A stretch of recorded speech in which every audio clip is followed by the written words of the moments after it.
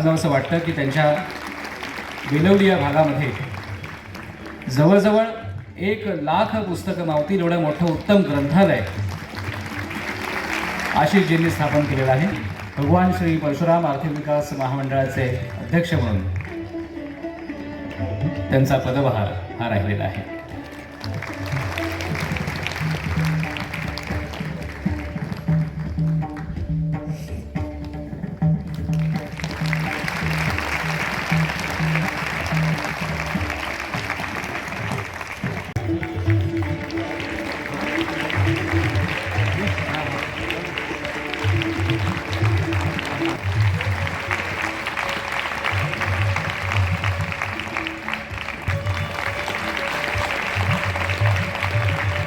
आपल्या जवळची या कार्यक्रमासाठी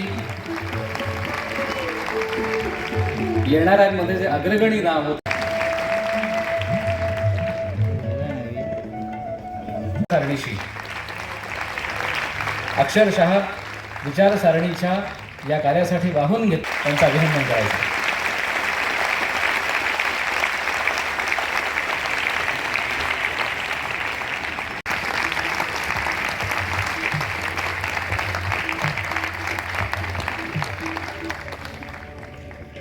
मला त्यात काही फार मोठी अडचण वाटत नाही.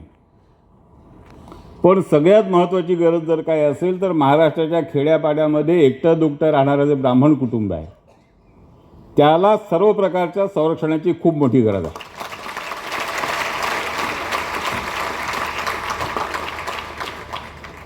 आपल्याला शहरांमध्ये कळत नाही. आपण इथे सगळे एकत्र असतो आणि आपण भक्कमत आपल्याला त्यातल्या अडचणी समजत नाहीत. पण ग्रामीण भागामध्ये राहणारी 2-4 एखाद्या गावामधलं एखादंच कुटुंब असतं, एखाद्या गावामध्ये 2-3च कुटुंब असतात. त्यांना कोणत्या प्रकारच्या समस्यांचा त्रास होतो, कोणत्या प्रकारच्या समस्यांना तोंड द्यावं लागतं आहे याची जाणीव शहरामधल्या वर्गाला खूप कमी आहे. आणि केवळ लोकप्रतिनिधी नाही तर आपण सगळ्यांना माझी ही विनंती आहे की आपल्याला अशा सगळ्या कुटुंबांच्या पाठीशी भक्कमपणे उभं राहायचं आहे. त्यांना एक दिलासा आपल्याला द्यायचा आहे की आम्ही सगळे तुमच्याबरोबर आहोत, आम्ही तुमच्या पाठीशी आहोत. त्याशिवाय आपले प्रश्न सोडवणं आपल्याला फारसं शक्य होणार नाही. आणि याच्यासाठी लोकप्रतिनिधींनी आपलं जे स्थान आहे, आपला जो वजन आहे ते वापरण्याची गरज आहे. आर्थिक महामंडळाच्या माध्यमातून आपण आर्थिक मदती देऊ, उद्योग उभारायला मदत करू. आशिषजींच्या अनेक चांगल्या कल्पना मनात आहेत आणि त्या अंमलात आणतील आणि आशिषजींवरती अजितदादांचा आशीर्वाद आहे.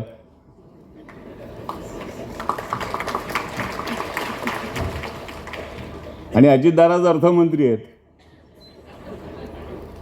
त्यामुळे मला नाही वाटत की 200 कोटी आशिष दामलेने 200 कोटी मागितले तर अजितदादा त्यांची 100 कोटीवर बोलवणी करतील असं मला काय वाटत नाही. का आशिष? त्यामुळे जरूर 200 कोटी आपण मागितले पाहिजेत. पण या सगळ्याच्या जोडीला समाजातला जो दुर्बळ वर्ग उरलेला आहे अनेक कारणांनी आहे. कोणी आर्थिकदृष्ट्या दुर्बळ आहे, कोणी सामाजिकदृष्ट्या दुर्बळ आहे. त्यांच्यासाठी महामंडळाच्या माध्यमातून आपल्याला काय करता येईल हा प्रयत्न आपण सगळ्यांनी केला पाहिजे. आणि एक जो मोठा प्रश्न आज उभा राहतोय तो म्हणजे ज्येष्ठ नागरिकांचा आणि त्याच्यातही एकटे दुकटे पडलेल्या ज्येष्ठ नागरिकांचा. त्याही प्रश्नाची योग्य दखल घेऊन आपल्याला महामंडळाच्या माध्यमातून, शासनाच्या माध्यमातून आणि समाजाच्या माध्यमातून काय करता येईल हा विचार आपण सगळ्यांनी केला पाहिजे. बोलायचं तर खूप बोलता येईल, पण आज आपल्या सगळ्यांचं भाग्य आहे की परमपूज्य महारुद्र भूषण स्वामीजी आपल्यामध्ये उपस्थित आहेत. समर्थ रामदासांच्या ज्येष्ठ बंधूंचे, त्यानं श्रेष्ठ म्हणत असत, त्यांच्या 11व्या पिढीतले स्वामीजी आहेत. ते आपल्याला मार्गदर्शन करणार आहेत, आशीर्वाद देणार आहेत. आणि ज्या पद्धतीने समर्थ रामदासांनी बलोपासनेचा धडा दिला, बलोपासनेचं मार्गदर्शन केलं, बलोपासनेचा आग्रह धरला आणि देशभर संघटन उभं केलं. एक संघर्षाची भावना समाजामध्ये जागवली, चेतवली आणि केवळ संघर्षाची भावना जागवून थांबले नाही, तर संघर्ष करण्यासाठी जे सामर्थ्य लागतं, जे बळ लागतं, त्याची उपासना करण्याचा मार्ग दाखवला. त्या समर्थांचे थेट वंशज आपल्यामध्ये उभे आहेत, आपल्याला त्यांचा आशीर्वाद मिळणार आहे. याच्या इतकी भाग्याची गोष्ट फार कुठली असू शकत नाही.